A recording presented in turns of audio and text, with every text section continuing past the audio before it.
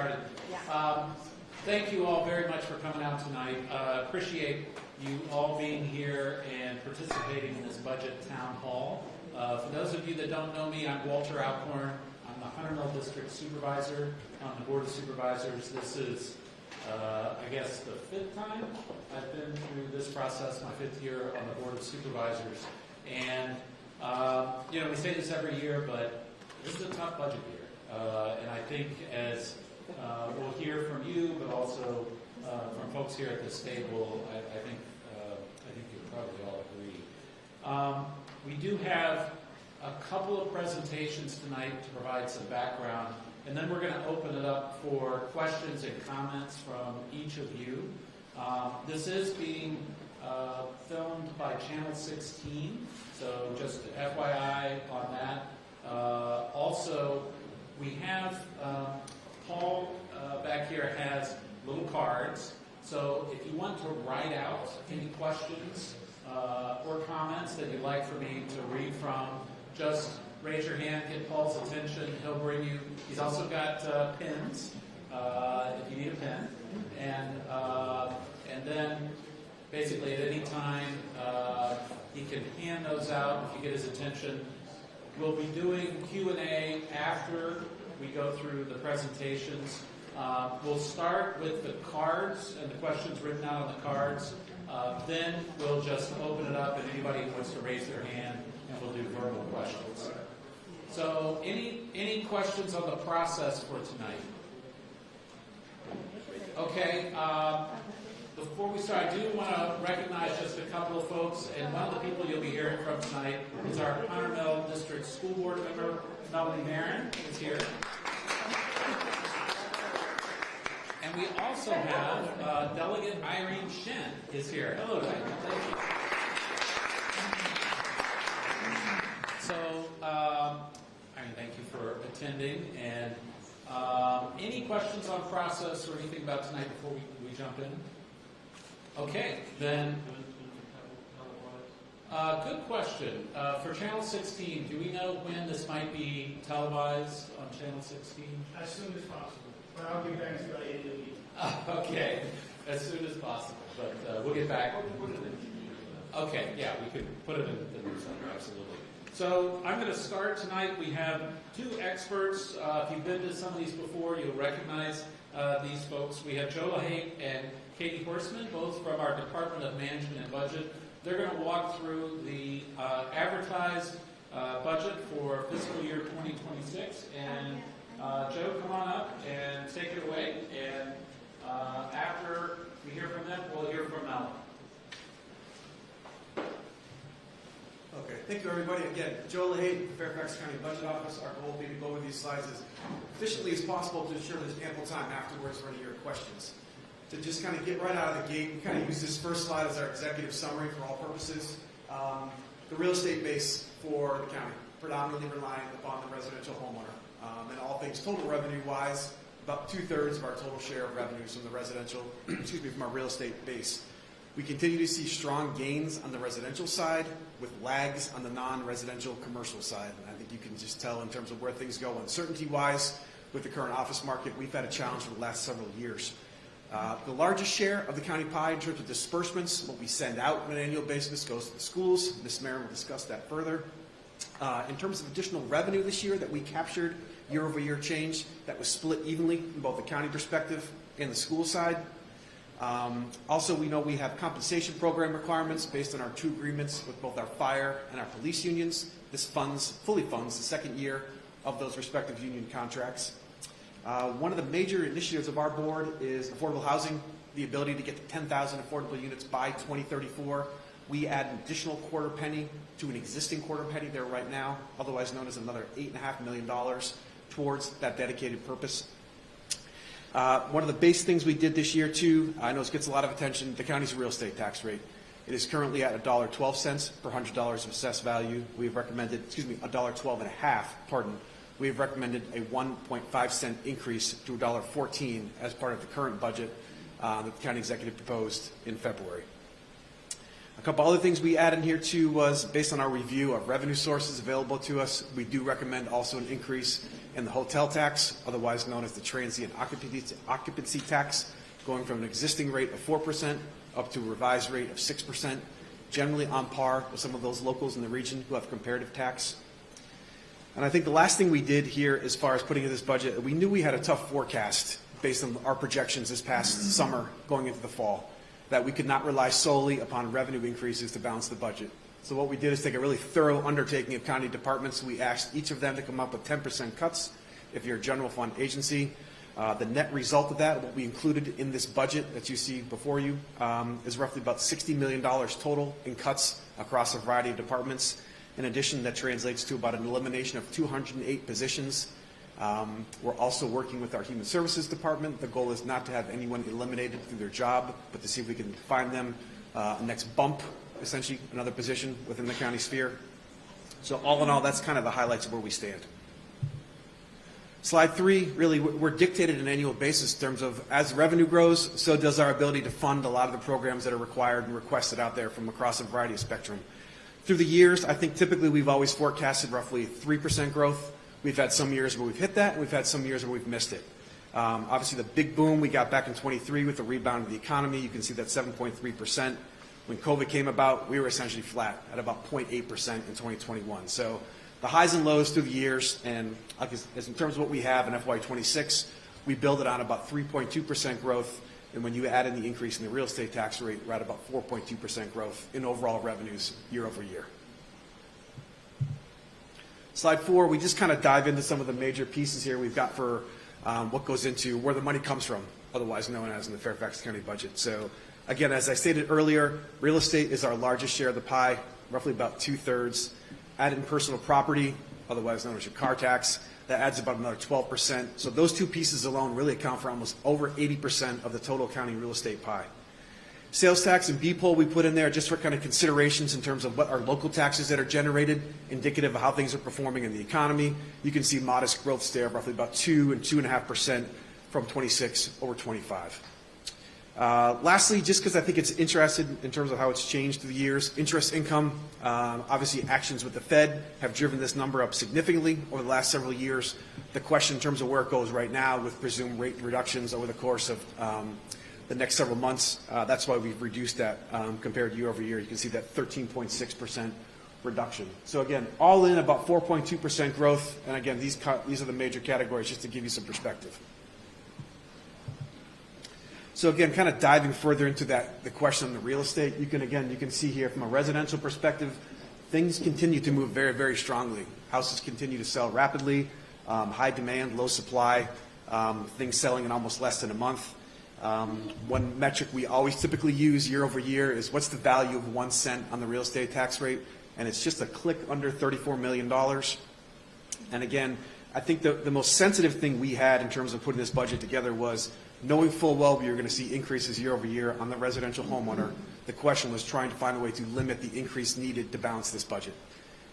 Because even going from $1.12.5 to $1.14, the average residential property owner will see, as you can see in the middle there, roughly about a $640 increase over last year. So I think that was the main piece in terms of us trying to figure out how do we limit and soften that tax rate increase. Again, from a commercial perspective, you can kind of see there, all equalization-wise, we're down 0.4% compared to last year. I think the challenge remains the vacancy rate in this region, and the gap continues to widen as far as residential taking a greater share of that pie, and commercial kind of being reduced down to about 14.8% in FY26. What we do here is try to give you essentially a snapshot of all things, and this is actually reflected in the handouts if you'd like some further detail and insight in this too. That what we want to do is kind of say, all right, our starting point is roughly about a $5.6 billion operating budget for Fairfax County. Where do the additional dollars generated over the prior year go, and to which categories? So you can see from a top perspective, we've got roughly about $260 million, roughly. We split the base increase between the county and the schools, and we set aside a few other pieces for affordable housing and a reserve with respect to expenditure adjustments to essentially fund our reserves requirements required for us to have with respect to criteria reviewed by the bond rating agencies. With respect to the categories below, Katie will go over those a lot too. Ms. Meren will discover the operating transfer that goes to the schools, a main priority of theirs. But you can see, I think, really that the main piece here is funding county compensation for its employees, putting the transfer out to the school side, and then setting aside ultimately reserves that we need to keep. And as I said before, as you can see on the left there, schools really are about just a little under 52% of total transfers out and disbursements.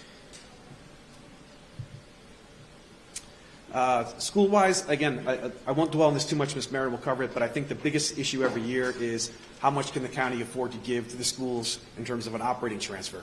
The number we have built in here right now is about $118.6 million.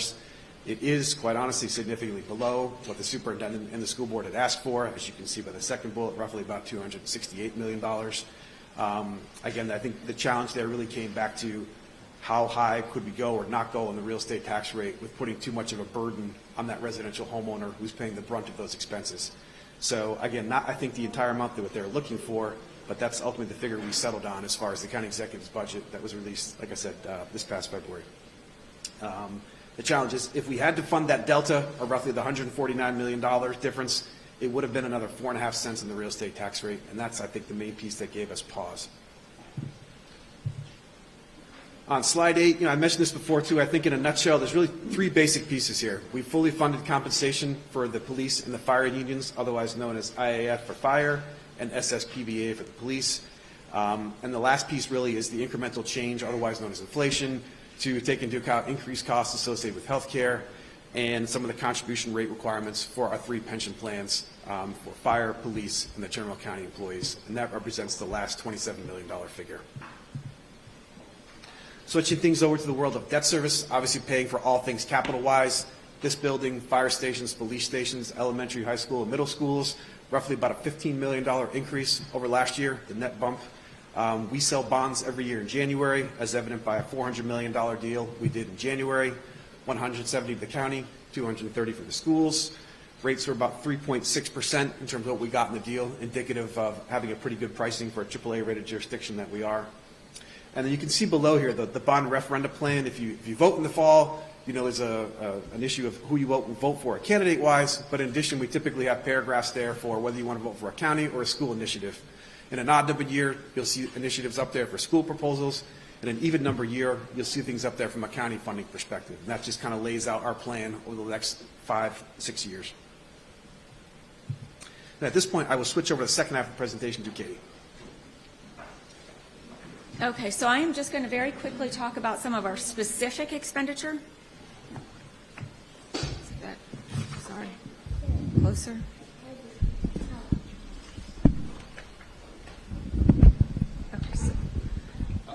Okay, so I will hold and turn and flip the presentation all in one. So we might need to be a little bit patient with me. So I am just going to go over some of our expenditure adjustments that we included in this year's budget. The first one is our affordable housing. The board, as part of the budget guidance the last several years, has a goal of reaching 2 pennies. Or the equivalent of 2 pennies on the tax rate for affordable housing. We currently have 1 penny as part of the base. The county executive did include another 1/4 of a penny, so that gets us to a penny and a quarter on the real estate tax rate. So that's about $42.44 million. In order to reach that 2 penny goal, though, we do need another $25 million. The goal was to reach it by 2027. Obviously, that will be challenging. We haven't talked a lot about it, but our next year revenue projection is pretty consistent with this year's, and we are not expecting a significant change in how much revenue we're going to be generating next year. Okay, sorry. So we have 2 new facilities coming online. So we added just under $5 million. We have the Kingstown Complex, which is a co-located facility, and that is for the Center for Active Adults. That is an expansion of their current footprint. So we are adding 3 positions and just under $700,000. We do have a new child care center going in there, and that'll serve 78 children, birth to 5 years of age. And then the Kingstown Library, which is being expanded from a community branch to a regional branch. So that required additional positions and some funding.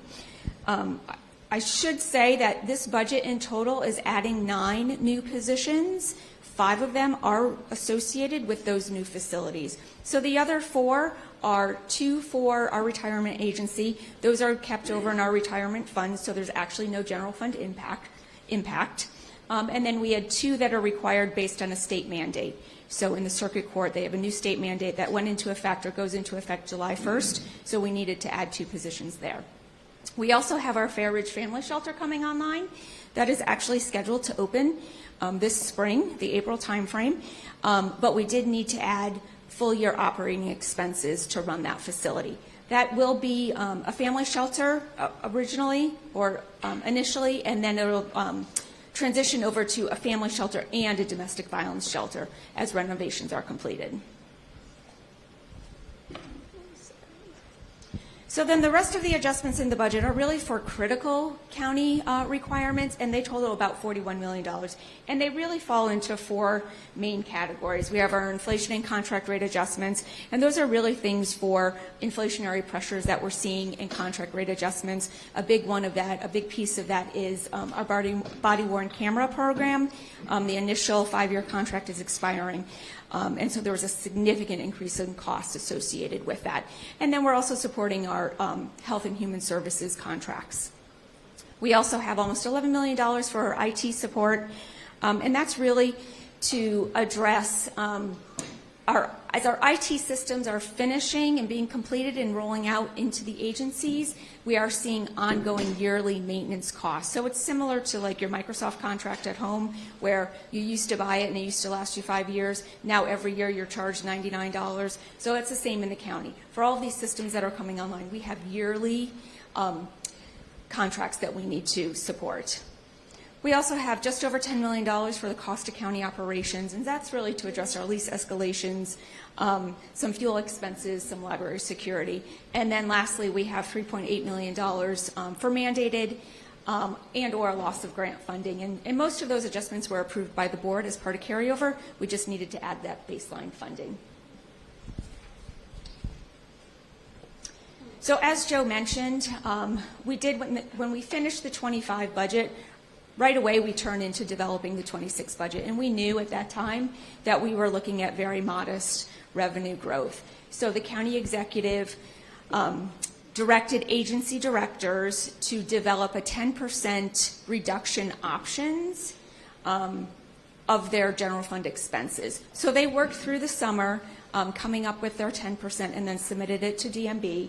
DMB then took the fall, reviewed what had been submitted, worked with them to really understand that, and then went over and presented it to the county executive.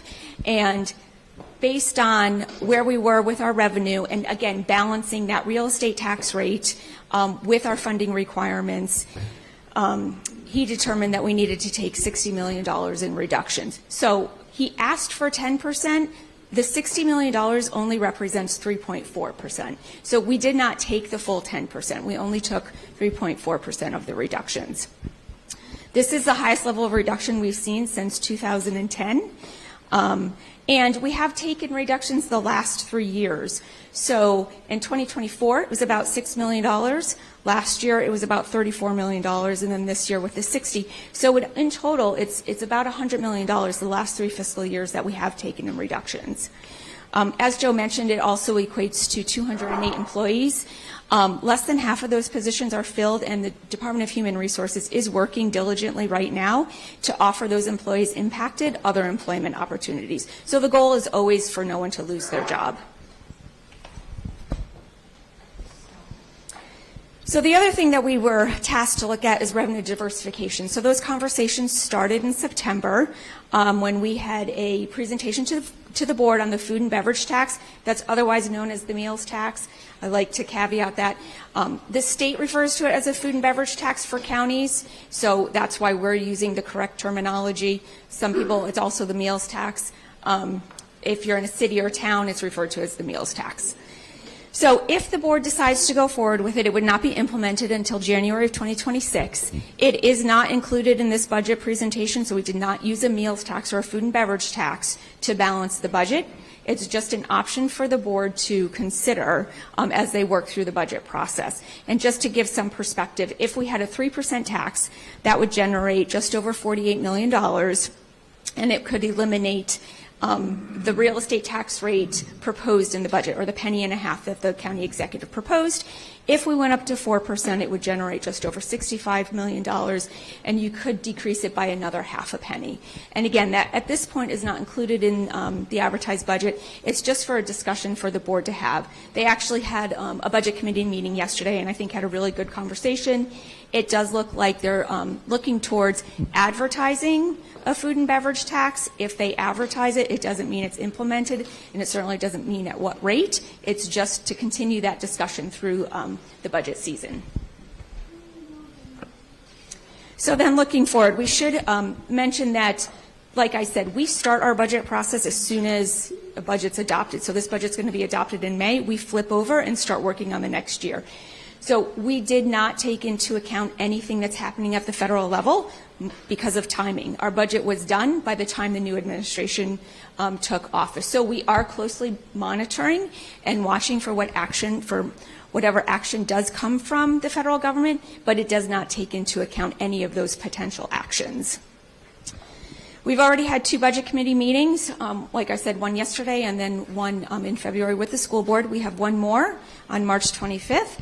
The next big date, though, is the March 18th. On March 18th, so that's on Tuesday, this coming Tuesday, the board needs to advertise the tax rate, and then they need to make a decision on whether they want to move forward with advertising that food and beverage tax. Again, both of those, what is advertised does not mean that's what is adopted.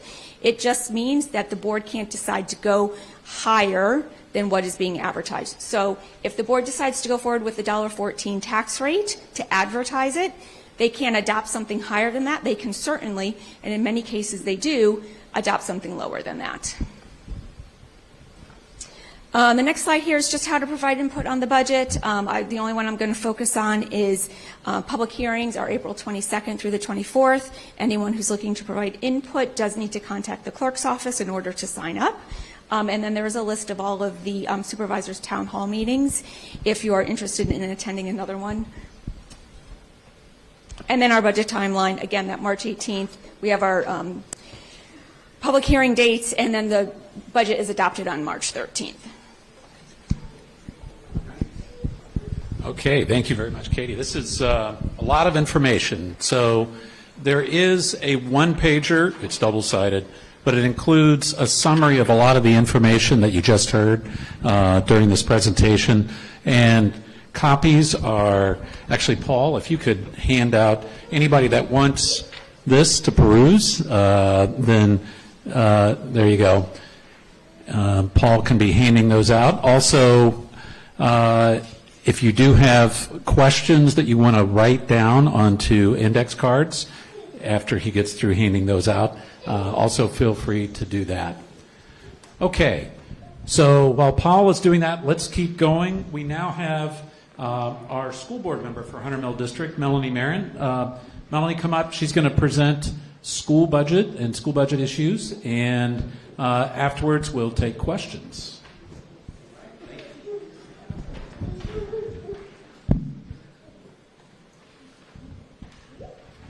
We're all multitasking tonight.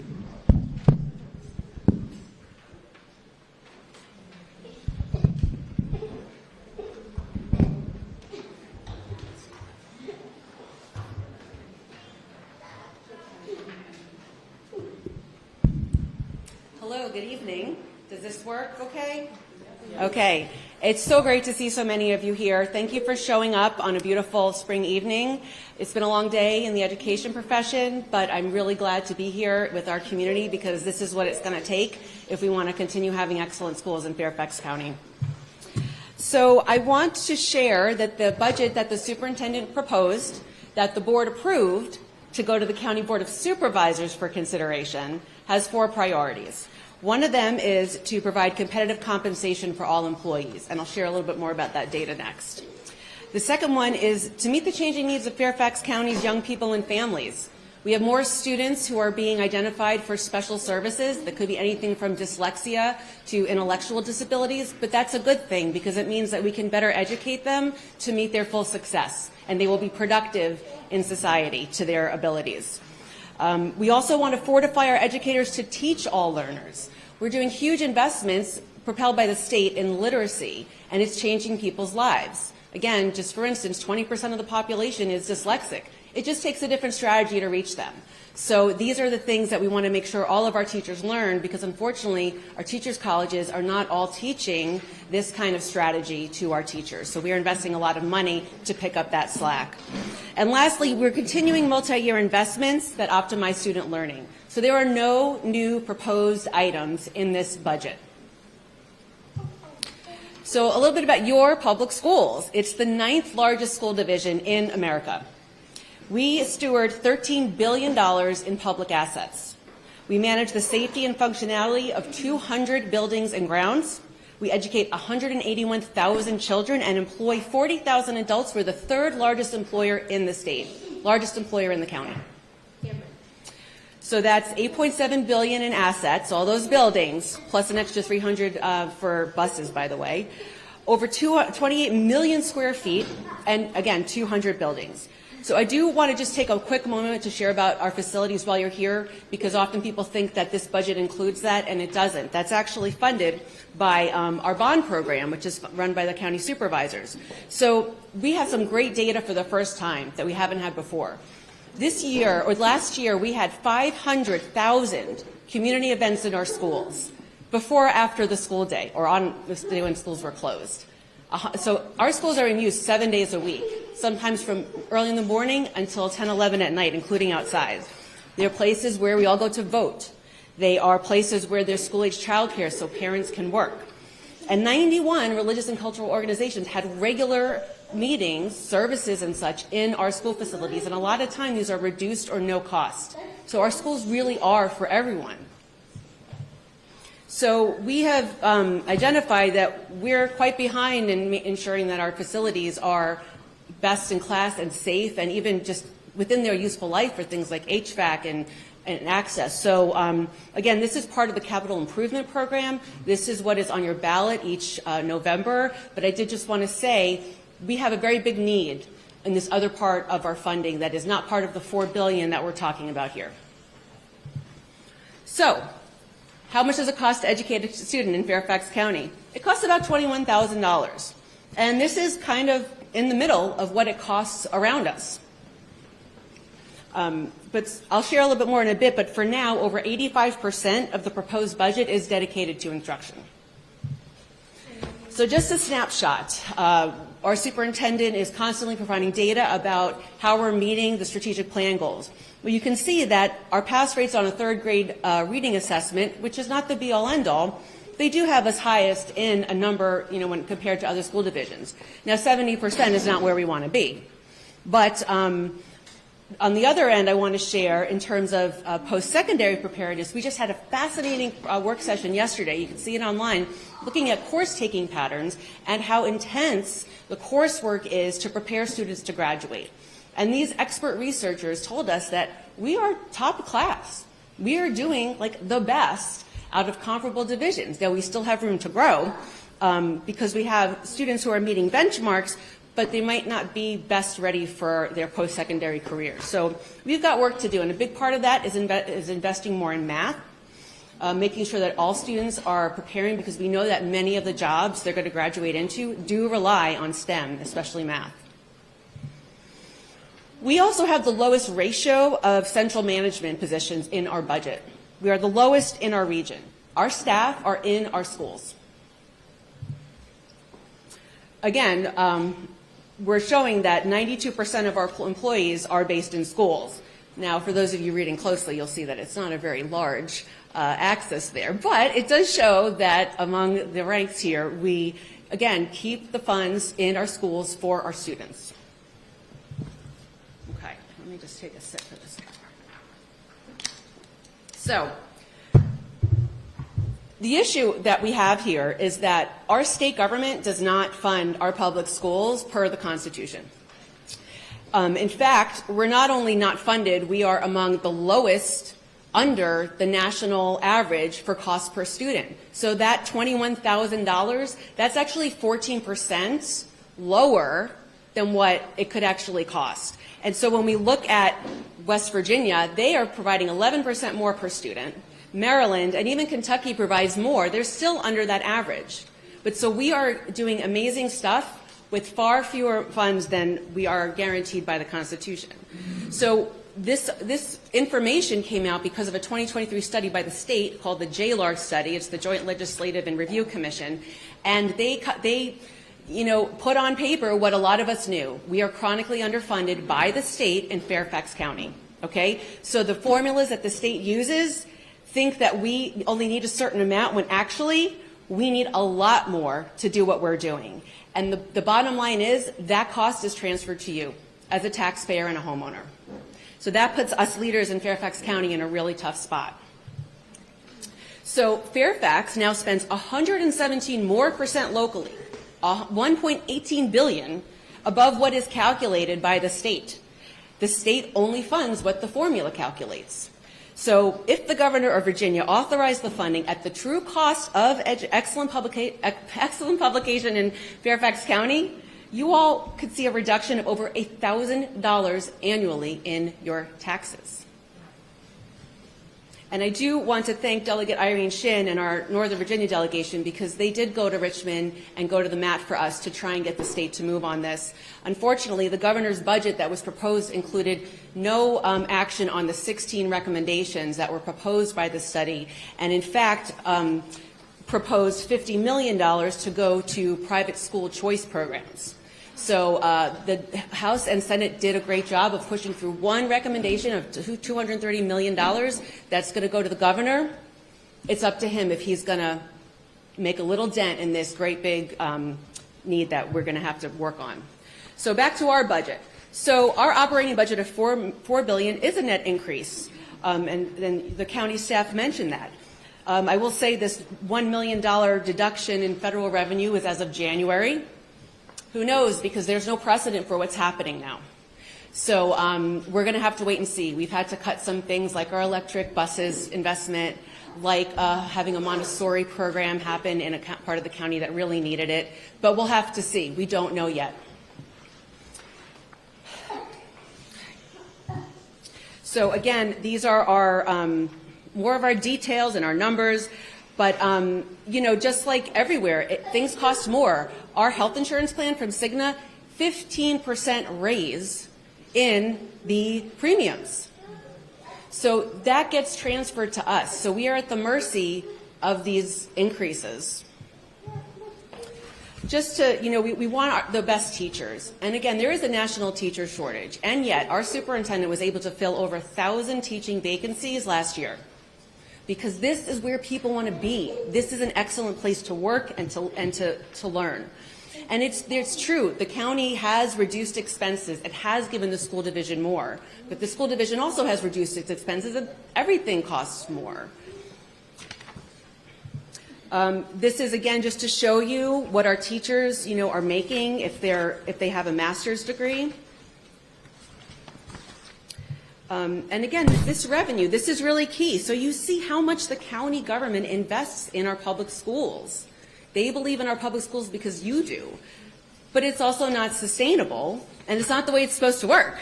The state's supposed to be funding more of this. And if you look, there's that little sliver for federal aid. That is $50 million, not 50%, because we've never been fully funded for educating our students with disability. Legally, it's up to 40%. We get 9%. So we do this every year. So just imagine if we were actually fully funded, not only by the state, by the Fed. But I do want to say, local real estate taxes, nobody wants to see the taxes go up. The meals tax, that's an option. But I'm also really pleased because I and the board have been advocating to work more in a united effort with the county board. So already we have a joint task force ready to go in a few months to look at how we can have our facilities run more efficiently, how we can maybe use our IT more efficiently, and that's something Supervisor Alcorn is going to be working on.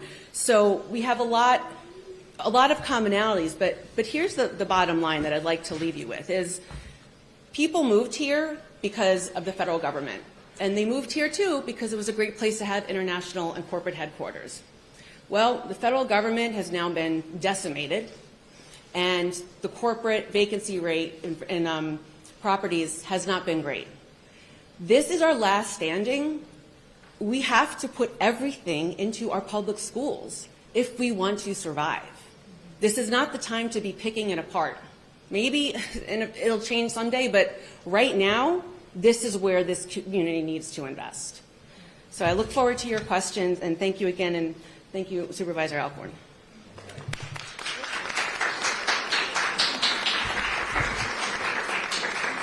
Okay, thank you very, very much, Melanie, and Joe and Katie as well. Looks like we've got questions and maybe comments too. All right, thank you very much, Paul. Oh yeah, of course. So what I think we're going to do, we have all of one microphone.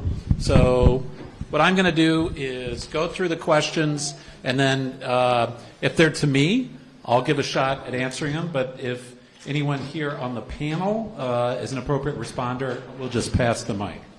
And we do have several here, so I'll work through these quickly. This is not rehearsed. I have not seen these before, so let's dive right in. Okay, exactly how many of the 208 county positions being cut are currently filled, and how many are vacant? Actually, Kate. So the Department of Human Resources is working on that. Last that I saw, there were less than 90 that were filled, but that changes daily as other vacant positions are identified and the incumbent might be moved into another vacant position.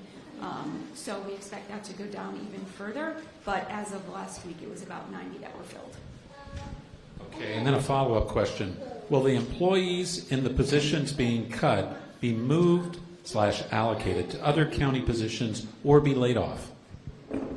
So the goal is to offer employment and employment opportunities someplace else in the county. That's what our Department of Human Resources is working on right now.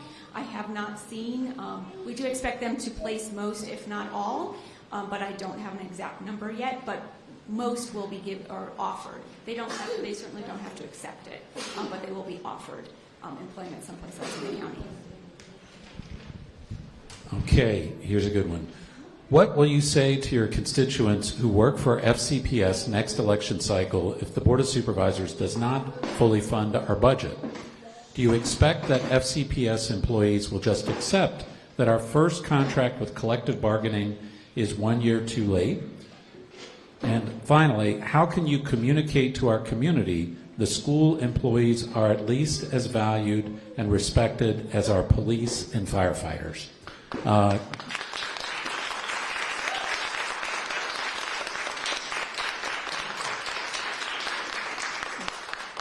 I think we've got some schools folks here. Thank you very much. I guess what you'll have to do is just look at what we do and judge us by that. Judge us by not just what we say, but how we vote and what we put forward. And looking at the numbers across both county and schools in terms of employee compensation. You know, that's one way to do it. And you know, that's also why we're doing town halls like this, is to get your input. And frankly, if folks have ideas on what should change here, let us know. Thank you for that question.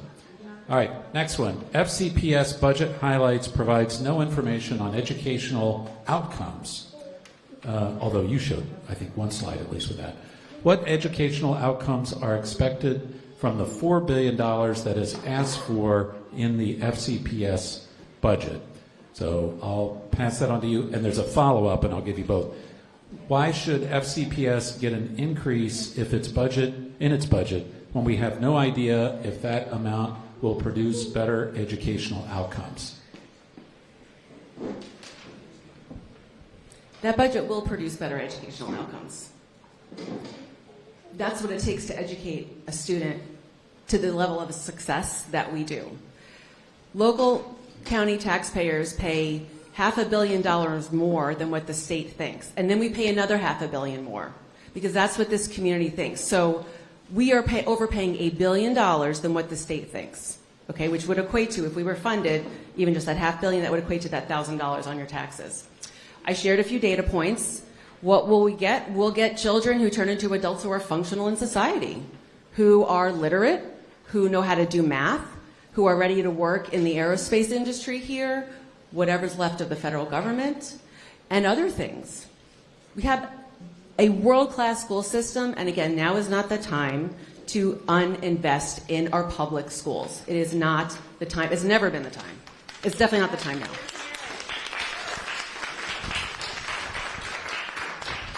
Okay, we're going to be hopping around a little bit, but this is how they came in, at least to me. Supervisor Alcorn, what is your position on the food and beverage tax, and are there enough votes on the Board of Supervisors to implement a 4% tax? At this point, I do support advertising a food and beverage tax. I think you'll see from the slides, it's looking like we have a choice. We have several choices, but a lot of our choice comes down to, do we raise the real estate tax or do we raise a meals tax? And that's something, frankly, I think our real estate taxes already bear too much of a burden for carrying county government and schools. So I am open to a meals tax. Can we use meals tax to fund our schools fully? Number one. And number two, will the federal funds go away completely now that DOE is being closed? Good questions. So on the meals tax and whether it could fund our schools fully, I believe even if we advertised and implemented a full meals tax for the FY 2026, I believe it would pull in $99 million, which still doesn't get to the superintendent and the school board's request. For next year, I don't know. I mean, we just have to see. That's a half year, by the way, of meals tax revenue. Because to implement a meals tax, it's going to require several months of basically preparing the software systems, getting the restaurants ready, and the other providers of prepared meals. So we're looking at a January implementation for that. And then the question about Department of Education being closed. Melanie. Thank you. I did just want to mention in 2016, the meals tax came up for a voter referendum, and the proposal then was to put that 4 cent tax, that 4 cents or 4% to the schools. So that was the campaign then. None of us have a crystal ball. We don't know what's going to happen. I know that our superintendent is fortifying our school division to do what we can. As I said, we've stopped grants that had a federal match of any kind, but we are alone. Our public schools are really alone now. So we need help more than ever. If you want to have people who can fill the jobs at your doctor's office and your car mechanic and your Verizon store, that's who this is. So we are at a very historic, I'm not being dramatic, this is a historic moment. And what happens during this budget, if this county is going to be one county, this is the time when that happens. And I really hope that the leadership can do that, and I'll leave it at that. All right, thank you, Melanie. Simple question. When will the Board of Supervisors select a tax rate? So what is the markup date? Typically that happens at markup. There's a formal implementation and approval of the budget, but by then it's generally set in markup. May 6th. It's a little bit later this year than in previous years. Typically we'll get that done in April, but this year it is May 6th. Can the county and the school system work together on IT? Did somebody plant this? This is a good one. The short answer is I hope so. I will be one of 2 members of the Board of Supervisors serving on a committee set up to work with 2 school board members and also respective staffs of IT staff on the county and also in FCPS. And we're going to be looking at ways that the school system and the county can work together on IT, whether it's procurement, perhaps joint software. Some of this has been looked at before, but frankly, not at this level. So we're going to basically spend a lot of time and see what we can do to find some way to save some money. Because frankly, we do have, and this is something Melanie and I have talked about a number of times, we do have stovepipe systems for things like IT, also on facilities. A lot of times we're looking at things only in the sense of the county or the schools, and where we can find places where we can work together, we should be able to do so more efficiently. Okay, what Loudoun County has generated revenues from data centers? Oh, Loudoun County has generated revenues from data centers, true. Understanding Fairfax County is more fully developed, aren't there some areas that might be used for data center development? Absolutely, that's true. We do have, not in the 100 Mill district, but in the Sully district along Route 28. In that area, there are at least 3 large-sized data centers that are in development. Basically, it's going to double the total amount of square footage that Fairfax County overall will have for data centers. That's fine as long as they're in the right place. The challenge with data centers, one challenge is they require a lot of electricity, and Dominion is way behind in their backlog of building substations and transmission lines to these data centers. So there's no silver bullet for Fairfax County anyway from data centers. Loudoun has a ridiculous number of data centers. They're in this like political backlash against data centers. They're like, we don't want any more. But their tax rate is 80 cents. Ours is $1.12.5.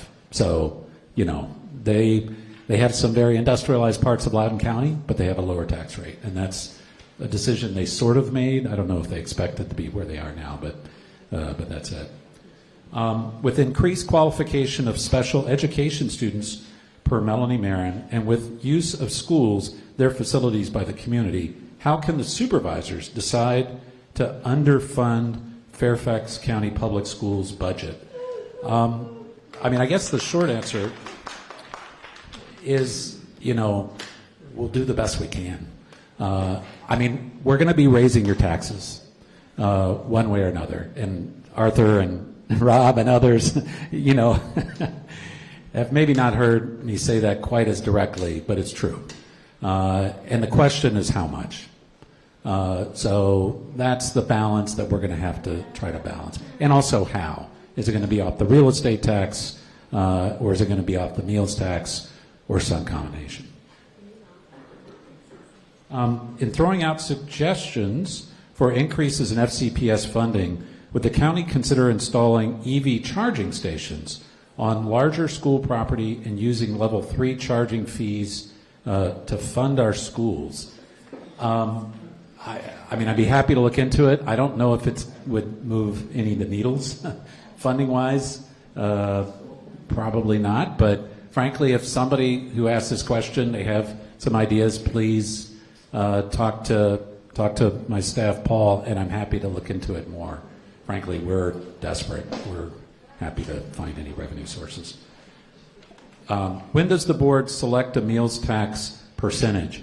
That would be the same date, May 6th, that we'll be setting the tax rates. What county-owned properties have been sold in the last decade, I believe? What properties will be sold in the next 5 years?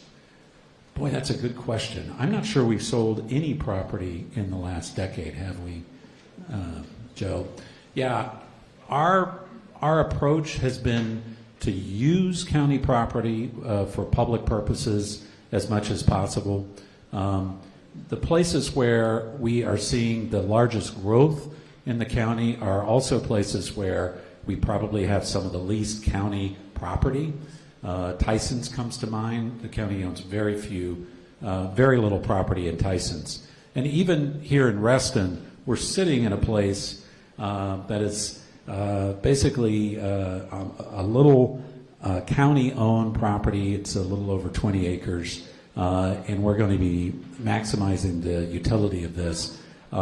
Frankly, I am interested more in seeing how we can use county-owned property for public good than selling it. I'm really generally against selling county-owned property. That's just my position. Okay, schools. SAT scores fell 30 points since 2018. Why? I'll give this one to you, Melanie. I've been asked this one many times, Mr. Purves.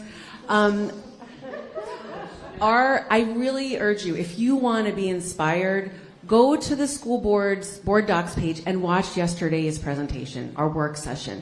We had the premier researchers in the country talking about the coursework pathways. So if a student takes Algebra 1, where does it get them? And what are our kids actually taking? We want to do better, right? So it turns out that our students are taking intensive courses, but they're not actually all meeting the benchmark of some of those tests. And that data point is in there. So that's the work, right? We're not going to stop investing.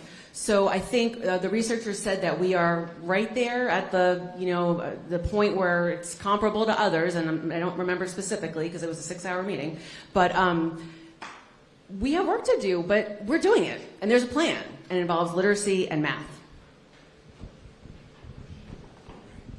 Thank you, Melanie. Okay, and this is one I'll probably hand off to Joe or Katie. I think I saw this somewhere in the budget. What is the average % raise in FY26 for county employees? And what is the cost of those raises? So the average general county employee not represented, so not part of our union, is 4.19%. Public safety employees not represented in a union is 4%, and we will have to look up our public safety. Yeah, it's right there. So our police are 6.58, fire and rescue is 5.58, and then our public safety communications, that's our E911 call takers, is 6.11. So all total, that compensation package is just under $124 million. Yeah, actually, I'm going to ask about the schools in just a sec. The other question is inflation. What's the inflation? I think we're looking at roughly 3%, give or take. I know maybe it was a little lower today. So just subtract those numbers from 3%, and that gives you a sense. So schools. Well, I actually don't know that off the top of my head. What I know is that we're honoring the collective bargaining that we committed to, and that's 7%. And our teachers get hurt in the classroom. Sometimes they get hit. Sometimes they have to go to the hospital because they've dealt with a child. They're working long hours. I see principals after school all the time. They're cleaning up vomit. They're helping kids go to the bathroom. This is not a 9-to-5 desk job. I invite anyone. I'm happy to take you to show our schools. Volunteer, show up at something, and see what's really happening in our schools. Yesterday we had a discussion about cell phones. Our children are addicted to cell phones because there's no regulation, because business doesn't care about our kids that way. Our principals are having to take these devices and spend instructional time. This is not, we are in, again, a moment of history. We can't, it's non-negotiable. If we want to have a nice place to live, we've got to fund our public schools.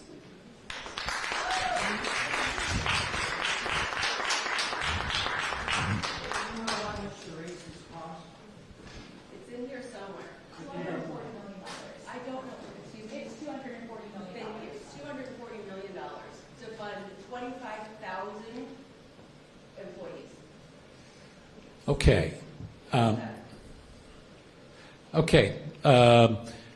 This one's to me. Will you support giving all county employees 12 fully paid weeks of parental leave, given that this is already allocated in the budget due to FMLA, and given that county employees, general employees, do not yet have a collective bargaining, and also because they do not have yet a collective bargaining or guaranteed raises this year?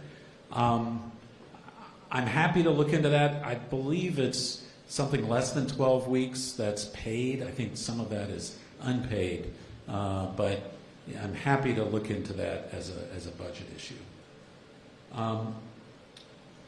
Okay, and I'm going to put that in a separate stack for looking into.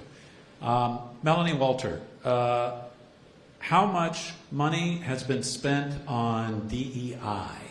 And by this, I assume you mean diversity, equity, inclusion, and not our Department of Economic Initiatives, which is also DEI.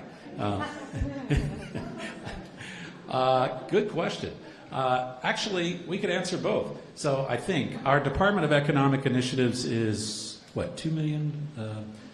Something like that. We'll look that up. And Melanie, I don't know if you can answer the schools, but also if you could take a look for whatever Tony's program is. And we'll get you the school answer, or the county answers in a second.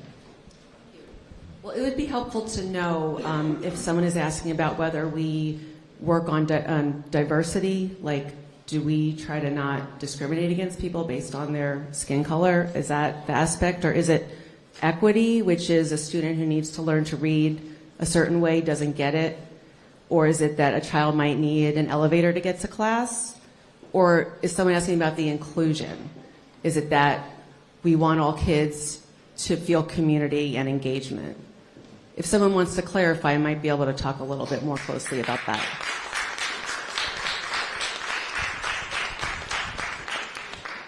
All right, now I'm putting Joe on the spot and Katie, but do you have that?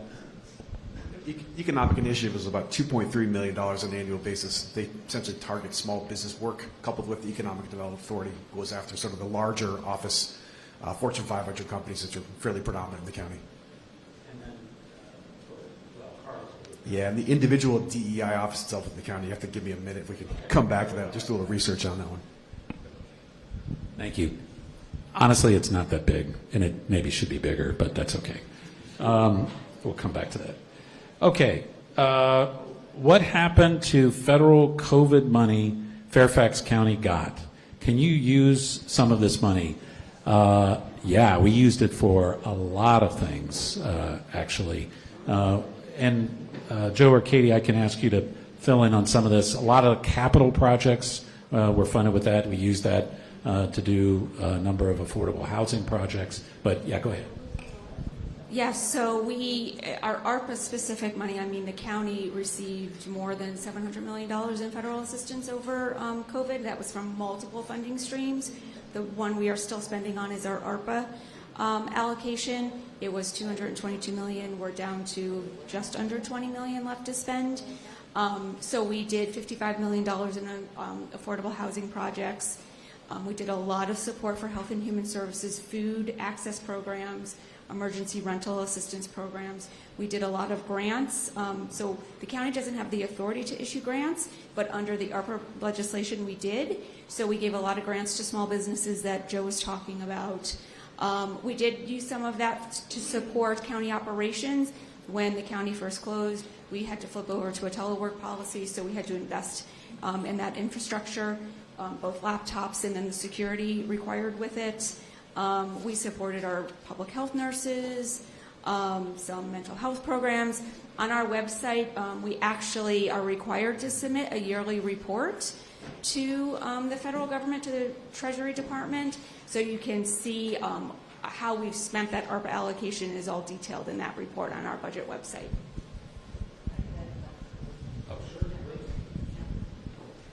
Gosh, what a different day that was to have an influx of federal money.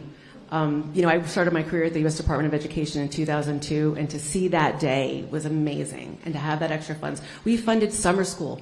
We had children getting all the extra help, a lot of extra help that they needed. We replaced HVAC systems. We ensured indoor air quality, and a lot more, recovery, tutoring. Our finance staff made sure that we were not investing in things that we were not going to be able to sustain. So we did not fund full-time positions because we knew we couldn't pay for them when the cliff came. So we used that money up, and we used it as well as we could. And now, unfortunately, the county executive has proposed to cut summer programming. And that's where we're at now. But that money has been very well spent. Thank you, Melanie. Speaking of summer programming, here's a question about that. I appreciate that there are a number of competing budgetary items and a budget shortfall.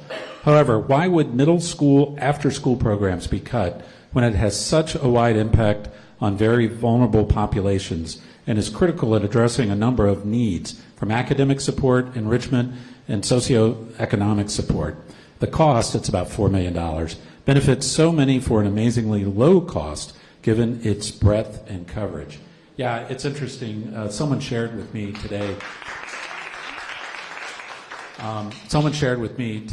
a staff response to a budget question from fiscal year 2010, so basically 16 years ago. And it was asking about this program, which was brand new back then. It was really just emerging back then. And, you know, one of the other things that this program was designed to do, and I think has done pretty well, frankly, it's a gang prevention program as well. You know, it basically provides program activities for middle schoolers. Yeah, I'm very sympathetic to finding money to put that back in the budget. It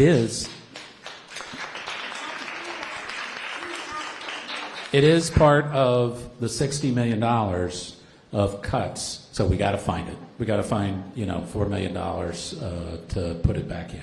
So, yeah, that's. And by the way, there are, and we probably will hear tonight, there are some other things on that $60 million cut list that we're going to hear about too, and I'm thinking about the Community Services Board and some of those things. But anyway, we'll hear from some others.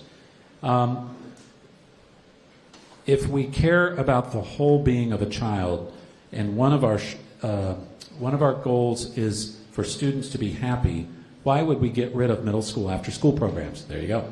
Okay, just talked about that. Okay, a new topic, and by the way, thank you for your patience, everybody. These are not organized in any particular way. Parks. Parks chronically underfunded, taking more than their share of reductions. 65% of the budget, but 0.65% of the budget, but 1.6% of reductions, yet benefit entire population, preserve environment, and historic sites. I mean, those are good arguments. You know, I can't argue with that, and, you know, thank you for the comment. It is imperative for us to retain the middle school after-school programs. This is critical for over 28,000 students, and one of the few programs that provide equitable opportunities. In addition, 2:15 p.m. in time in unsafe, unsupervised environment that we do not want or can have. I think I read that right.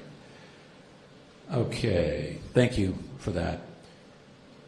Okay, number one, 2 questions from this person. Schools in neighboring districts are all compensated more than FCPS, and this is Melanie's slide pointed to that. How will you address this nearly, looks like $81 million underfunding in our district? And I guess the shorter answer is the best we can. Because, you know, as Melanie pointed out, we've been carrying the load for the school system locally. Not just this year, not just last year, but for a long time. So what that's meant is we have high real estate taxes. And frankly, we don't have adequate state funding.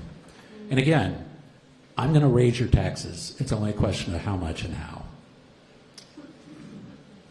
Number 2, the current proposed budget shows fully funding police and firefighters under collective bargaining.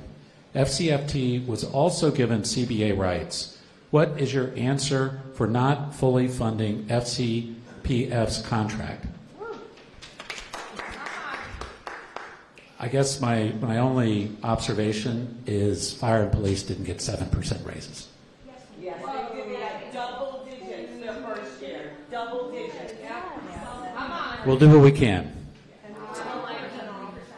If the county intends to lead by example with its strategic plan, how can the county propose removing the county-run daycare for employees? That's another of the $60 million cut. The strategic plan seeks to remove barriers to childcare and build a diverse workforce to provide childcare. That's a very good comment. Thank you. Something we'll look at. To Supervisor Alcorn and Board Member Meren, how will you ensure in the future that the FCPS school board notifies the Fairfax Board of Supervisors before bargaining of the budget for schools so that you don't end up in the situation that we're in right now, where a contract that was negotiated by FCPS cannot be funded? It's a great question. I think there does need to be more communication. This is a new process for the school board, for the Board of Supervisors, for the unions. I'm committed to collective bargaining. I supported collective bargaining both when it was a proposal in the legislature, supported collective bargaining on the Board of Supervisors, but there has to be better communication and coordination across the various groups, particularly if you want the Board of Supervisors to fund most of the schools that we do. Now, I would love to have the state be a part of that too. Whether that's realistic or not, I'm not sure. But definitely, I think we need better coordination and collaboration on that. Okay, got that. Supervisor Alcorn, you said judging by what we do. Oh, judge us by what we do. We are looking at a budget that underfunds FEA's contract by over half. It will take both the meals tax and the real estate tax to meet our contract. We are watching for you and your colleagues to ensure we are finding negotiated contracts and protecting public services so that Fairfax can remain a desirable place to live. All right, I appreciate that very much. Yeah, watch us for what we do, but we can only do what, I mean, honestly, do you want us to, advertise a 6-cent tax increase on real estate? I mean, I don't think so. I mean, I know there's some people that definitely don't want us to do that. We have a structural problem that we need to address in terms of our school funding. I completely agree. And I think part of our solution has got to involve comprehensive tax reform. I mean, honestly, the schools here benefit very little from all the income tax that is generated out of Fairfax County that funds most of the state. And there's something fundamentally wrong with that. That basically we are sending all of our income tax revenue, almost half of the total state income tax revenue comes from Northern Virginia. And we're not getting anywhere near that much back. So I think it's a structural problem, but that's a big issue. To date, about 25% in 2019 of new affordable housing developments have been designated senior housing. Oh, here we go. Oh, sorry. Okay. So the question about senior housing. Thank you, Rob. Basically, what percentage of and I cheated. I did see your question, and I sent it back to Gwen to give me some numbers. So here you go. Here's the question. What percentage of projected 10,000 ADUs, affordable dwelling units, are planned for seniors? How many new senior units will be developed in Fairfax County by 2034? And how many units in Hunter Mill? And so I got the numbers. It's about 25% of the new affordable units have been designated as senior housing. And I was just at a meeting held for residents of the Crescent, which is a county-owned affordable housing development. And even though that's not designated as senior housing, there were a lot of seniors there. I mean, I would guess probably about a third were seniors. So anyway, thank you for that, Rob, and we'll maybe get you some more specific numbers too. if the Department of Education does not give FCPS the money we are due, will Fairfax County sue the federal government for those funds? Ooh, good question. And does the county have enough reserves to cover the money from the Department of Education? I think it is something like $200 million that. Well, I will tell you, as a little school board member, I've sued the governor. I've been to the Supreme Court, so, bring it, I guess. But, that's taxpayer money spent on litigation. And we already, unfortunately, spend a lot of that because, in particular, people like our Attorney General, Jason Miyares, is continuously slapping us with something or other that wastes our money when we could be spending it on instruction. Or people asking for internal FOIA documents. We had to spend another $500,000 to staff those because we want to meet the federal laws. So the ironic thing is that over time, the federal department only accounts for 7% of a school division's budget. And so that's a little bit of it's ironic. I won't say it's a saving grace, but it's ironic because we don't rely on the federal government all that much. I believe that our superintendent will figure out a way to make it work. We might have to have more fees. I have a kid in high school, boosters, athletics, all those fees. And, we need to think about, those things and certainly provide for our kiddos, which, by the way, we have 66,000 children who are living at the poverty line and eligible for free and reduced meals in Fairfax County. 66,000. That is a third of our student population. Now, you can feel however you want to feel about people and poverty and how they got there, but they are here. And by law, it is our duty to educate them. And it behooves us because if we can educate children, they will, end up doing something meaningful in society. So the fear I've heard mostly about Department of Ed is, I know in Fairfax we're going to keep doing our best to meet the law and serve all kids. Maybe not elsewhere, though. So again, there's a lot at stake here. We didn't mention the governor. The governor has not supported our public schools either. So we have two targets on us. Very unusual in this country right now. So we are looking at very intentional plans to dismantle public education. And if you think it can't happen, I hope you'll look at Houston because it's happened there. The elected school board has been pushed to the side doing nothing. The division's been put into 4 school districts and it's under state takeover and they've lost tens of thousands of teachers and students. All right, thank you, Melanie. Okay, regarding the collective bargaining contracts, have the fire and rescue, police, sheriff, and DPSC unions had their legally negotiated contracts defunded? Who exactly has fundamentally broken, wait a minute, sorry. Who exactly has had to return to the table? In FY 2024, fire, sheriff, and DPSC received 7.83%, and police received 12.83%. It is disingenuous for the Board of Supervisors to give themselves a 30 to 40% raise in 2024. There is something fundamentally broken when the Board of Supervisors chair was paid $138,283, yet a teacher would need to be on the highest step with a PhD to even come close to that part-time salary.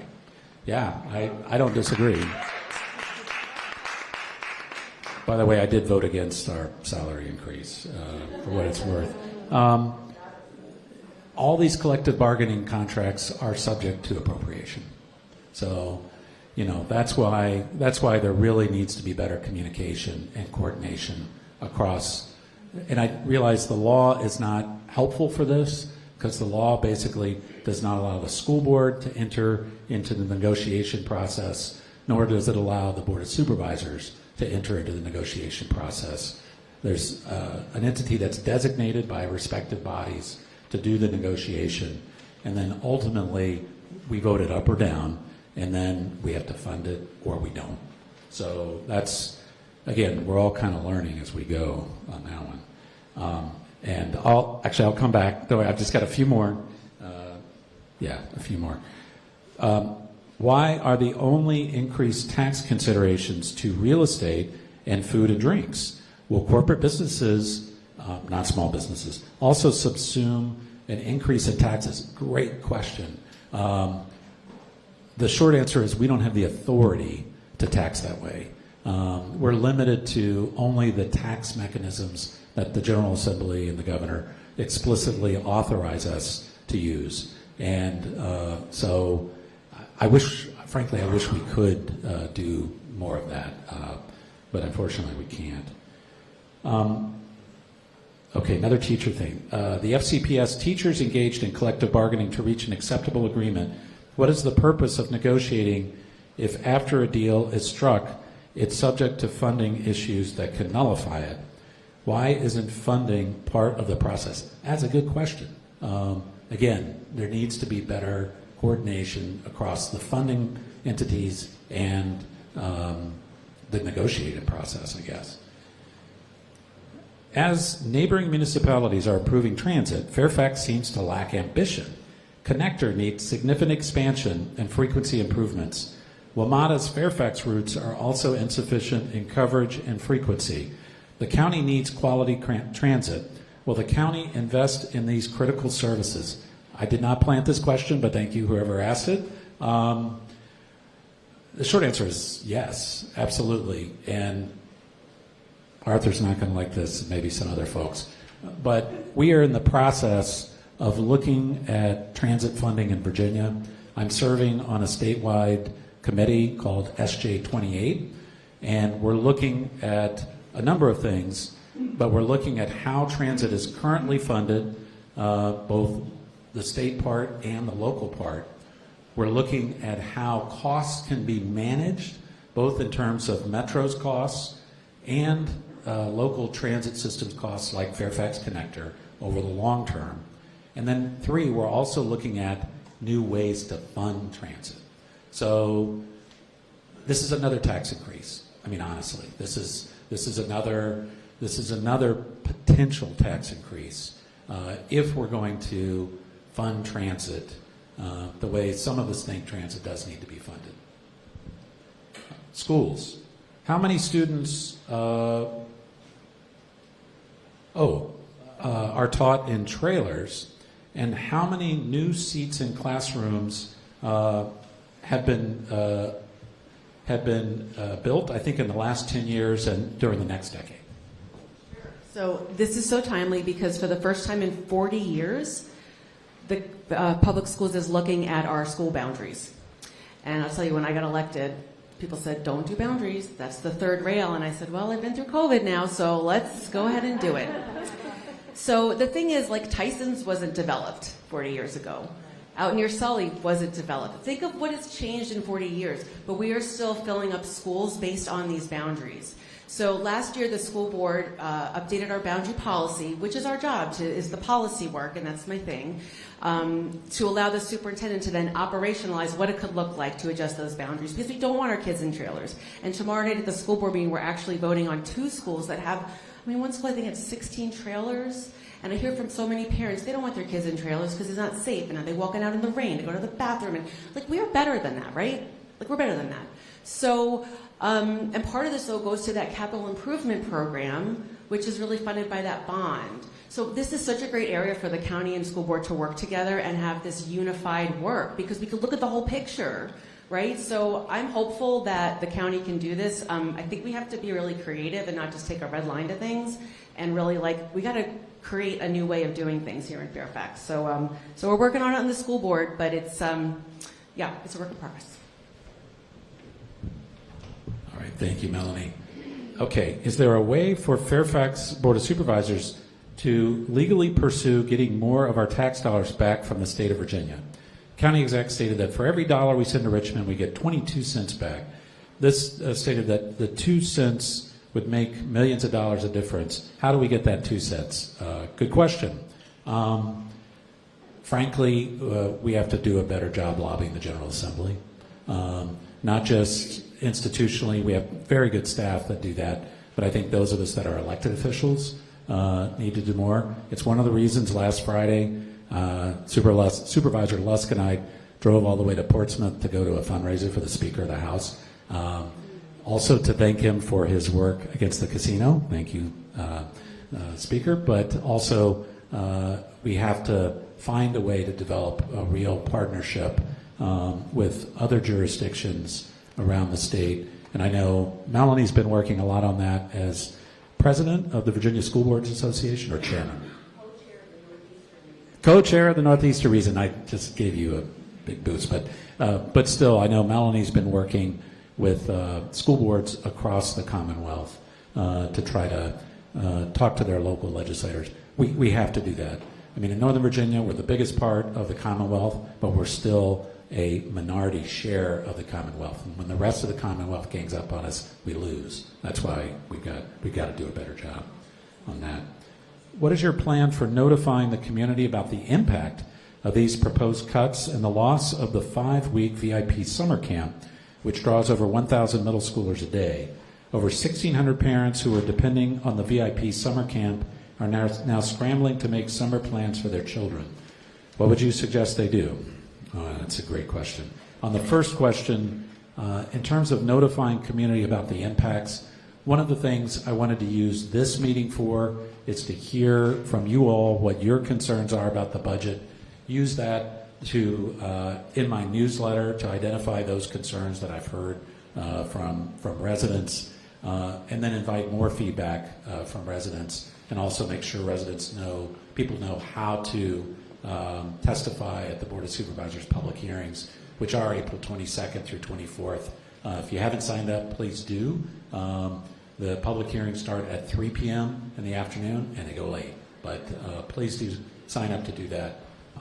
So I think there is some highlighting to do to make sure people are aware of this. And then in terms of the parents that are depending on VIP summer camps scrambling, what would you suggest they do? Yeah, please. So in talking to the Department of Neighborhood and Community Services, I believe the plan was to run the program as is this summer, recognizing that parents have already made plans, and that it wouldn't take effect till next summer. May I reply to that? That is Sure. impossible to do because that camp is run by 26 full-time staff members who are the after-school specialists who are also limited. They no longer are paid after July 1. So it's impossible to do what they do. They would continue to be paid to run the summer program. And yes, and for those who can roll back into different jobs within SCCS, all those jobs will be filled by July 1. We're starting the RIP process now for those staff members, so they can have a position to fall back on. Or we can't pay a 12-month employee for 1 month. Yeah, I mean, I'm not familiar with the FCPS side. I just know in talking to our department that they specifically said their intention was to run the program this summer, through the summer, to make sure. We have to do them several times. That's impossible. Okay. How are county funds being allocated to support eligible students under the McKinney-Vento Act? How does the funding align or / support access to affordable housing? Do you have any insight into that? I think it's funded now. I'm not sure. I think it's mostly on the school side. And I guess the question is, if the schools aren't fully funded, then, that is maybe, I don't know, one of the things to look at. But we will always help our kids. I mean, if a student is homeless, that's the thing about public schools. We serve every kid. So even if the homeless aid goes away, and we also have an amazing community. Our food pantry, we have so many people. I do want to say, if you haven't been to the South Lake Shopping Center on a Friday, we don't want middle schoolers just hanging out, okay? We need them in places where they're safe and doing good things. All right. Does the county spend money on DEI hiring, recruitment, and training for people of certain races or sexual preferences? How much money and staff is allocated to this? I don't know of any money that's allocated to that. Do we have practices where we look to hire people that are reflective, at least as much as possible, of our community? Yes, we do. Should we do that? Absolutely.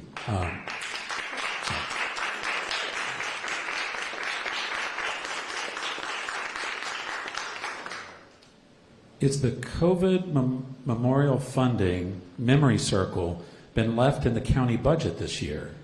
How much is the proposed cost? Why can't it be put off until future years? Oh, good question. The memory circle, we'll look that up. Stand by for that one. We'll come back to that. Telework policy. And we do have a few more. I promise we're going to get to any hands verbal. Let me go quickly. Telework policy. What percentage of county FCPS employees work at home more than 1 day a week, 2 days a week, 3 days a week? Is pay rate less than or same as work of those in our school? Do you know? I'm not aware. I mean, our superintendent brought people back into the office. 95% of our work is instructional, so I can't quote the exact number, but generally everyone is in person. There are, I think, some administrative positions. Like, I know I get one staffer, and he works sometimes flexibly. He's here right now late, so that's the trade-off. But other than our school board office, I'm not sure, and we're just 12 people.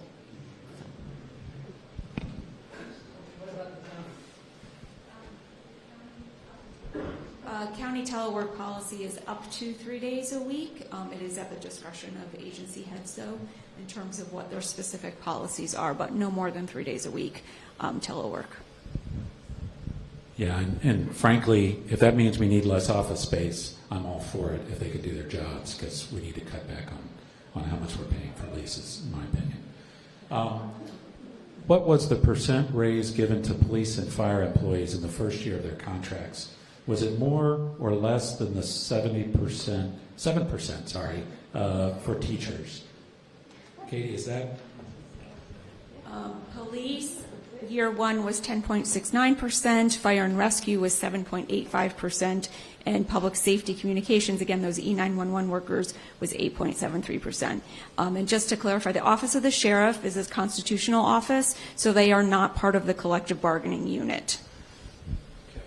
And one of the things I'm interested in learning more about is the 7%. Does that include steps? No. Flat. So no step increases. They're all frozen. We're frozen for the fourth time in 7 years. Okay. Thank you for clarifying that. Can you speak to why the county is eliminating the CERT program, which generates more than 30 times the value for fire and rescue than it costs? And actually, I'm going to ask for a little background on why that has been proposed. Yeah, so our reduction process, again, it started with the agency directors. They were given that 10% target. Agency directors developed their list and then submitted it to DMB. So I can't specifically speak to why the fire chief decided to put CERT on the program on his list. His directive was come up with 10%. And it was also a what we call don't come up with Washington Monument type event. So a good example would be, I mean, DMB, we had to take a reduction as well. We couldn't propose, well, we're not going to develop a budget, right? Because that's not a realistic reduction. So how the fire chief, I mean, we can certainly have a formal Q&A to see maybe what his thought process was, but he developed the list when it came over to DMB. I can tell you that when we looked at all of the reductions, I mean, we had over $150 million worth of reductions. That was about our 10% target. And we went through and had to slot everything, because when you have $150 million worth of reductions, we didn't know how much. It wasn't, the county executive didn't say, I want $60 million or I want, you know, this target or that target. We had to slot all of our reductions into a percent. Right? So about each percent was about $16 million. And then when we got done, and then through the process of seeing where the real estate tax rate, residential growth was coming in, seeing our needs, wanting to provide as much to the schools as we can, he said we need to take $60 million, and that line included the CERT program. So again, we can have a formal Q&A to kind of get behind or reach out to the fire chief to see why he put that specific program. I also like to say, I mean, we have a lot. If you look at the reductions, we have probably over 200 reductions that we actually did end up taking. There's a lot of small dollars in there. I mean, I think our lowest reduction is like $2,000. All those small reductions do add up to bigger numbers. And given where we were, we did not say, well, it's a small reduction, so don't take it. Some of these small reductions are just as hard as those large reductions, so we do know that. But it wasn't a process where we said, yeah, let's take CERT, or yeah, let's take this program or that program. It was much more defined to say, where does this slot in on the continuum of all of the reductions that we received? Okay, thank you. And I'm happy to ask a budget question formally on that. Paul can help me with that. Okay, thank you. And thank you for that question. Looks like you need $25 million between now and 2027 for affordable housing. Actually, I think it's more than that, but a little bit more. If we are having to make a decision on funding to increase taxes, perhaps we need to look at cutting affordable housing to pay for education and critical services. I don't think Jerry Poggi put that in. Jerry didn't put that. Yeah, I mean, we have to look at everything, but I'm not inclined to reduce our support for affordable housing. I'm also not excited about putting more burden on the residential real estate tax. So for me, it's how can we do that, and also use additional non-real estate taxes for schools and the after-school programs and things like that. All right, co-responder program has no increased staffing in the budget. That's true. In September 2024, a welfare check was made by a police officer without a crisis intervention specialist. Mr. Sidney Wilson was tragically killed in a welfare check. Sidney Wilson.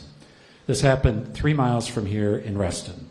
An investment of $1 million is a wise decision to make versus the alternative of Fairfax County being required to pay multi-million-dollar civil suit settlements.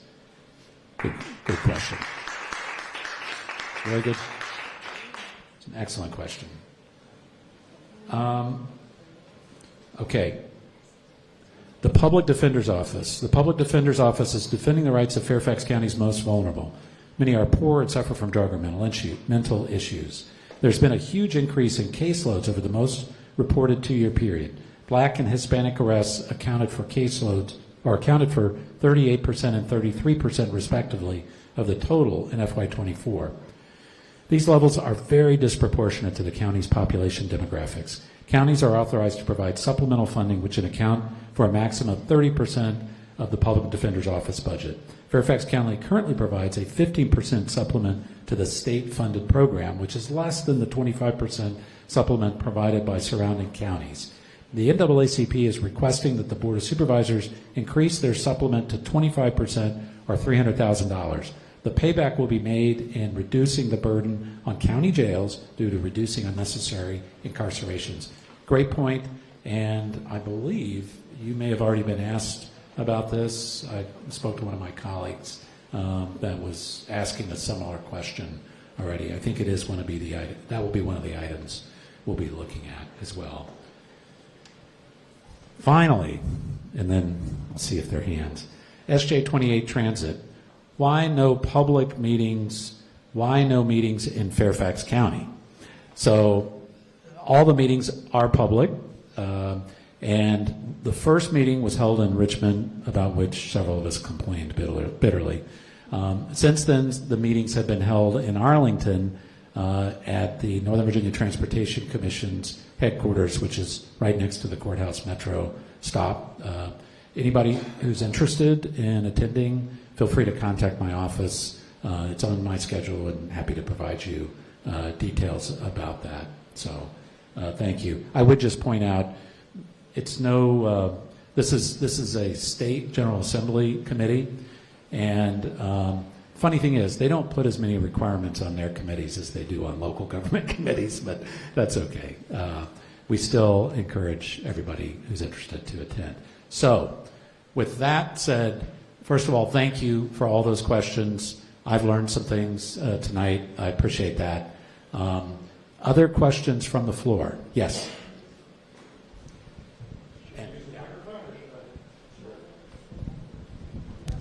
Thank you. I'm not quite sure who to address this question to, but the second part will be to you, Supervisor Alcorn.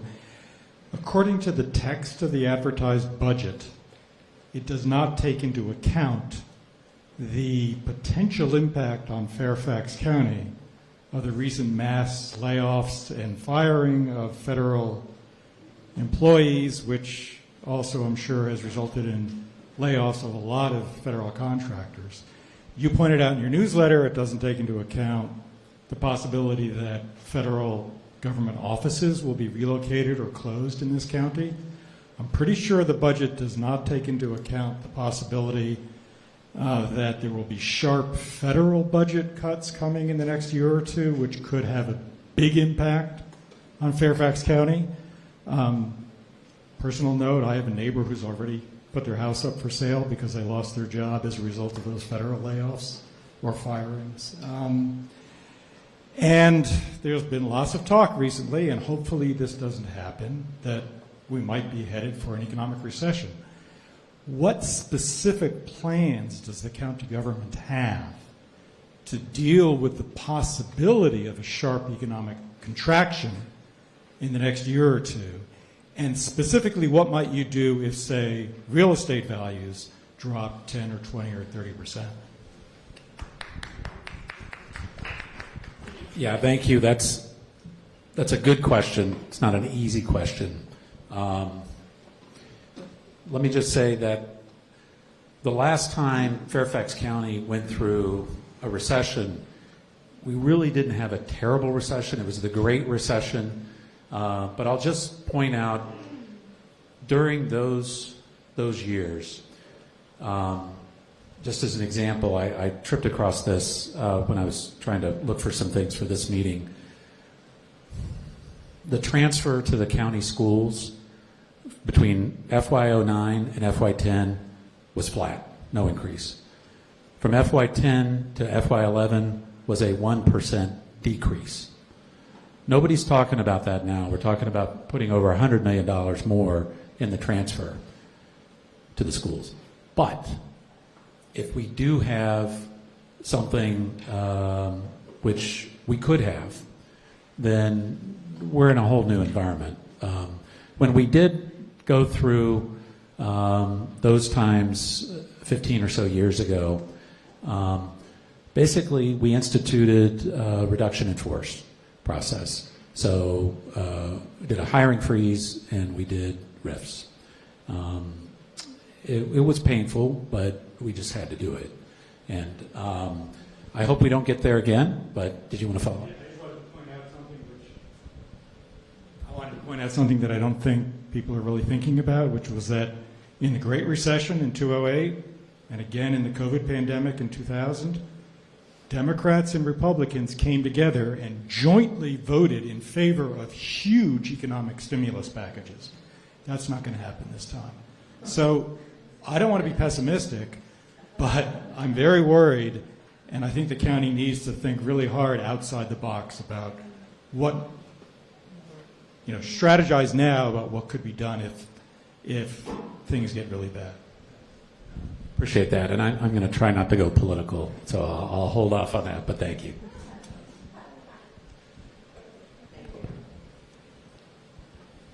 Good evening, Supervisor Alcorn and fellow community members. My name is Lonnie Young, and I live right here in Reston.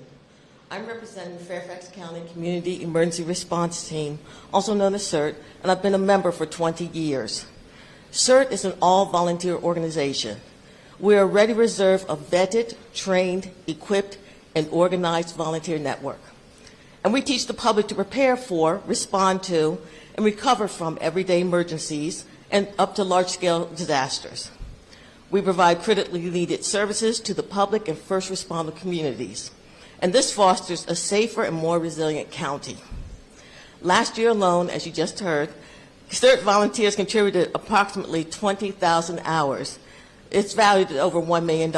And this is almost 30 times the $34,000 cost to retain the program. I would like to provide you a table of services highlighted to show the support given not just to Fairfax County Fire and Rescue, but to Fairfax County Police Department, WMATA for Metro, and for MWA, Metropolitan Washington Airport Authority. My question is whether the board will take into consideration the return on investment and the value added that CERT offers to the county in light of the minimal cost of maintaining the CERT program. Thank you.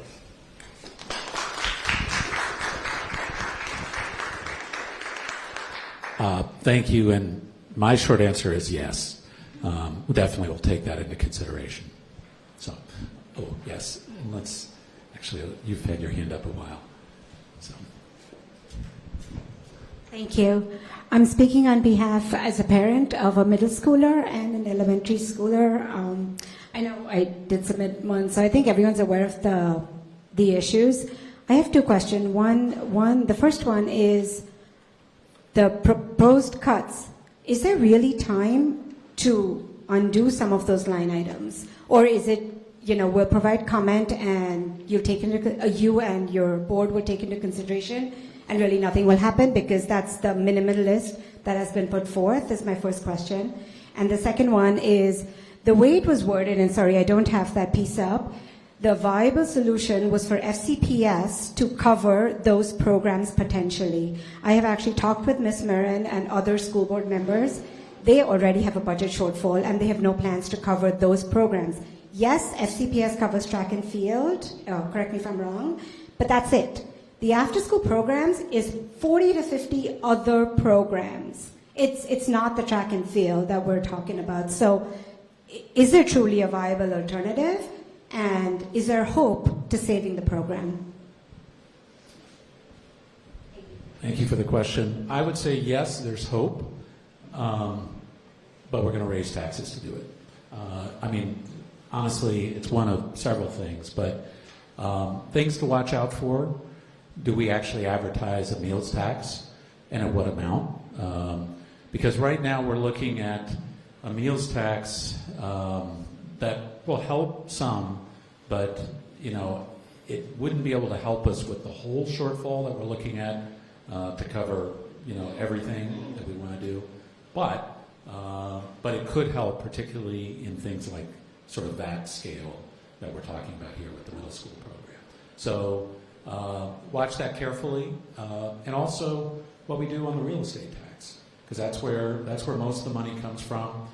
Right now we're talking about the average homeowner paying $638 more a year, on average, and it's a little more than 100 mil. So watch for that. Thank you. My name is Sandra Allen. I'm here to speak on behalf of our senior citizens down in Vienna. Vienna borders down, especially for the senior citizens, which are mixed with Dransville and also Providence and Hunter Mill. Our senior citizens in Vienna are not being represented in Fairfax. We received a notification that the Dransville supervisor will be closing the Pima Hill Senior Center. This center has been in institution for plus 20 years. And the seniors have been going there. It's their place of enjoyment, their mental health. They do a lot of activities.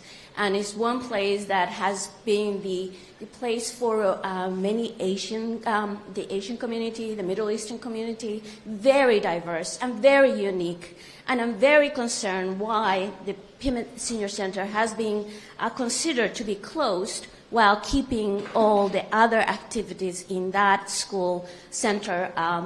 It provides daycare, it provides training, but yet it's only the senior center that is being closed. It's one space like this, and most seniors pay for their own facilities, and they also do a lot of activities. And that's why I came here to ask our supervisor to advocate on behalf of Vienna residents. There are 130 of them that go there, and they are going to be impacted. And there are families that are writing to our supervisors. So I'm asking you to please talk to the Darnsbury supervisor and to reconsider his position in closing the senior center. It's going to impact them. Under COVID, they lost a lot of the seniors. And now if they're going to close the center, it's going to be dramatic impact on their health and their well-being. And I hope you guys help me out and write to your Dranesville supervisor for this as well, because we're in Hunter Mill. Thank you. Thank you, Sandra. And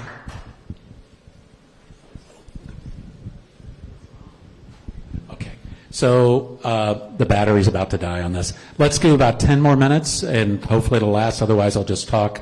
And definitely, Sandra, happy to look into that. Thank you. My name is Sean Inslee. I just have a couple comments. One, the average property tax increase is $638, but when you look at Hunter Mill, it's over 10%. And if you add in the 1%, so it looks like Hunter Mill is like the honeypot for Fairfax County. Now, just to be clear, has the county thought about that? I mean, the increase alone is going to be close to $1,000 in Hunter Mill. Well, that's what's driving. I mean, it was over 9.5% increase in assessments, which on top of that, drives 9.5% increase. So I'm just saying, the 638, and if you listen to the county executive, he didn't want to go to $1,000. Well, it's going to be $1,000, and I appreciate Super Alcorn that. No, that's that's the 9.5%. Anyway, thank you. Yeah, thank you. I just want to recall that yesterday had two boards of supervisors meeting, one on the budget, which really did a very thorough review of the meals tax and how that would advantage us. Over a third of the people paying a meals tax will be people who don't live here. So when you weigh that against the property tax, which is 100% on people who live here, it's so important that we begin to build new revenue. The second meeting was the economic incentives meeting, which laid out, as this gentleman was declaring, 4 years ago, we had a federal government bipartisanly figuring out how to give relief in the midst of the worst pandemic that we ever had. Now we have a federal government that, like a bunch of barbarian hordes, is trying to destroy all the government entities for which we are so codependent. And I always advocate for the affordability of homes in our area. But to do slicing across the entirety of the HUD organization really has such dire impact. So my question is, have we thought about working within the meals tax possibilities, but also establishing some contingency funding to weather a storm that is not yet fully here? Thank you, Jerry, for asking some of your question that I was going to answer, and then I just forgot. We do have some reserves. We actually set up during the pandemic reserves, which were used ultimately. So overall, we have a very strong financial base in Fairfax County. We have a AAA bond rating. I don't want to see that go away, but we are going to have to really be creative, I think, to survive, at least with the level of services that we're accustomed to. And I think that's something that I know we're talking about both with staff and with each other, because we're going to see, I'm afraid we're going to see times like we've never seen before in Fairfax County. So let's go with two more questions. So this real estate tax increase is a 7.5% increase. It's the largest real estate tax increase in 10 years. Just two comments. As you heard, the cost of 4% raises for 40,000 county and school employees costs $300 million each year. Each year they need $300 million more for these raises.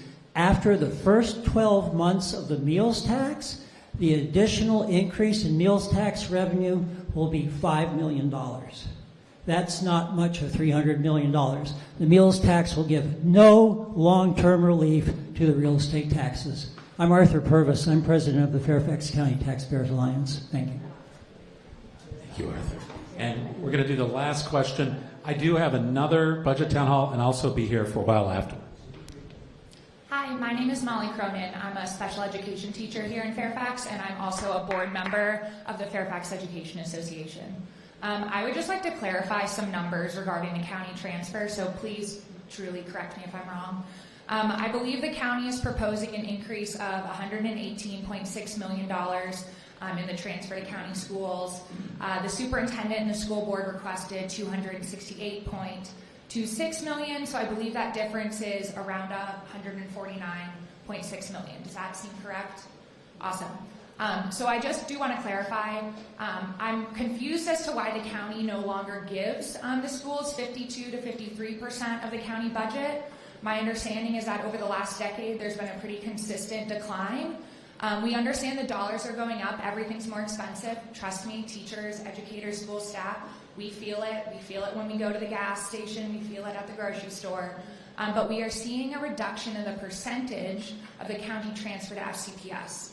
And so in a moment, I would love for you to explain why we're choosing to defund public schools, because that's the choice we're making. We have educators, teachers, and school staff who are not able to live in Fairfax County anymore due to the rise of cost of living and a lack of salary increases. Reminder, we've been frozen 3 times in the last 6 school years alone. That's been most of my career in Fairfax County. There are people leaving FCPS and leaving education because they can't afford it anymore.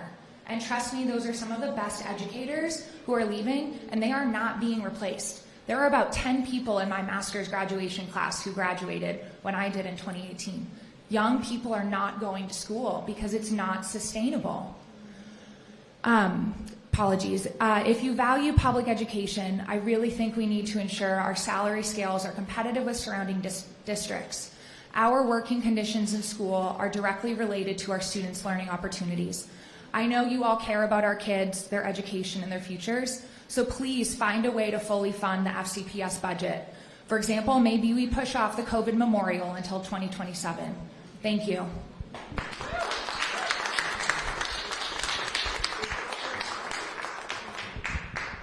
All right, thank you. Thank you all very much. Melanie, I want to see if you have any closing comments. Yeah, come on up. This, like I said at the beginning, this is a really tough budget year, and I'm afraid it may not get any easier going forward. But I really, really appreciate hearing from everybody that spoke tonight. I think everybody hearing each other is also helpful, because I know I've learned a lot from the comments that have been made tonight. With the information, you give me some more things to look into. And I am going to be holding, and Melody's going to be joining me for this as well, a virtual town hall meeting on the budget. So we're going to do one more of these in 1 week. And that information is available on the Hunter Mill webpage. So you can go there and get the link for that. So I'll turn it over to Melanie to give the final word. Thank you, Supervisor Alcorn, and I really appreciate you do speak up for Hunter Mill, and but like like me, you're one of a board, and whoever votes the majority is what the board's going to do. I guess I just want to, there needs to be a new vision on how we do our public services in this county. We can't just redline our way out of this, and we still have time in this budget cycle, and I'm game. Let's figure it out. There's efficiencies, but also what's the impact on the county if we have 15,000 middle school students doing nothing after school? What's the impact on the county? Okay? What's the impact on if we don't have a senior center for some of our vulnerable people? We got to look at this stuff holistically. And a contingency plan, yes, we were talking on the tax assessment call that I get to join with the supervisor, and I'm like, do we have a model?